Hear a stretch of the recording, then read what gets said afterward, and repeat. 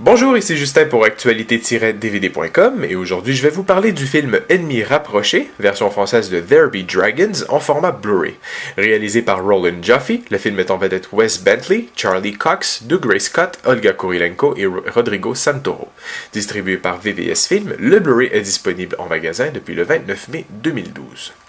Durant les tourments de la guerre civile espagnole, deux amis d'enfance s'éloignent tandis que le conflit politique les entraîne chacun dans un camp opposé alors que la guerre éclate. Le premier, José María, choisit le chemin de la paix en devenant prêtre, tandis que le second, Manolo, choisit la vie de soldat entraîné par la jalousie et la revanche. Chacun va lutter pour trouver le pouvoir du pardon par-delà des forces qui avaient éloigné leur vie et leur amitié. Il est toujours plaisant de s'instruire sur les grands moments de l'histoire à travers le cinéma.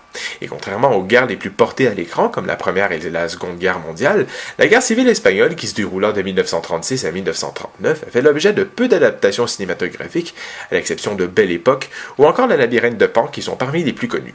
Le réalisateur britannique Roland Joffe, à qui l'on doit les grands films de Killingsfield et La Mission, qui lui ont mérité 2 nominations aux Oscars pour meilleur réalisateur, ou encore les très bons La Cité de la Joie et La Lettre écarlate, connaît malheureusement plus d'échecs que de succès depuis les 15 dernières années, avec entre autres l'extrêmement pitoyable film d'horreur Captivity, revient ici avec There Be Dragons, une adaptation librement inspirée de la vie de José María Escrivá, le prêtre et fondateur de l'Opus Dei, qui fut canonisé en 2002.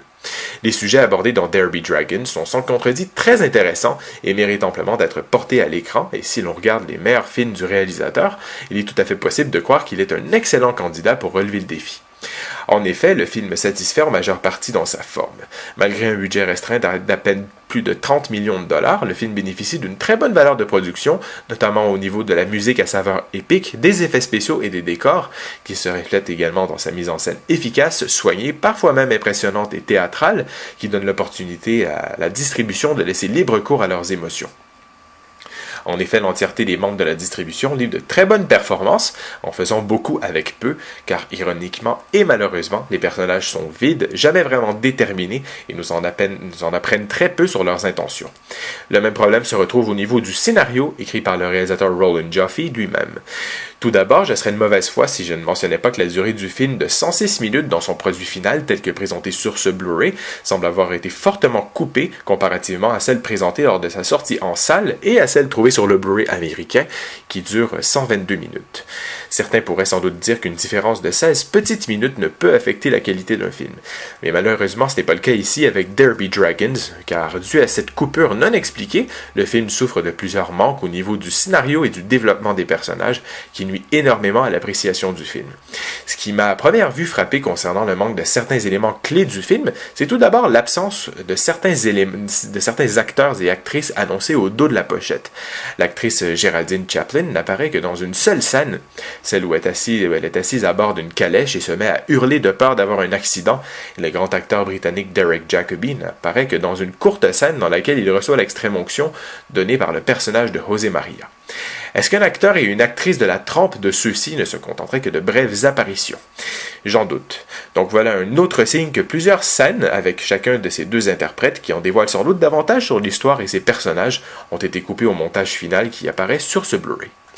Concernant la qualité audiovisuelle, l'image est très bien en majeure partie, mais présente quelques difficultés lorsque trop de mouvements sont présents à l'écran. À certains moments, les objets en mouvement, comme des avions par exemple, peuvent se mettre soit à clignoter ou soit à vibrer. Je ne sais pas s'il s'agit d'un problème d'éclairage lors du tournage ou bien d'un problème au niveau du transfert d'image sur le Blu-ray, mais lors de scènes qui se passent dans l'obscurité, il arrive qu'on doive deviner ce que font les personnages, car parfois on ne voit souvent absolument rien ou très peu. En général, l'image présente une très belle définition avec de bons détails, une très bonne clarté et un bon contraste de couleurs avec des teintes de couleurs intéressantes et parfois très stylées. Le mixage du son est également très réussi avec du bruitage très immersif lors des scènes de combat, tout en conservant des dialogues très clairs.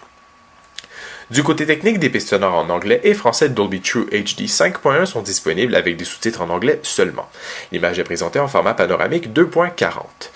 Pour les suppléments, plusieurs entrevues sont disponibles sur le disque avec notamment les vedettes Wes Bentley, Charlie Cox et Olga Kurilenko qui discutent de leurs expériences de tournage et sur les points de vue qu'ils ont vis-à-vis des personnages qu'ils incarnent et sur leur propre vision de la religion et de leur foi.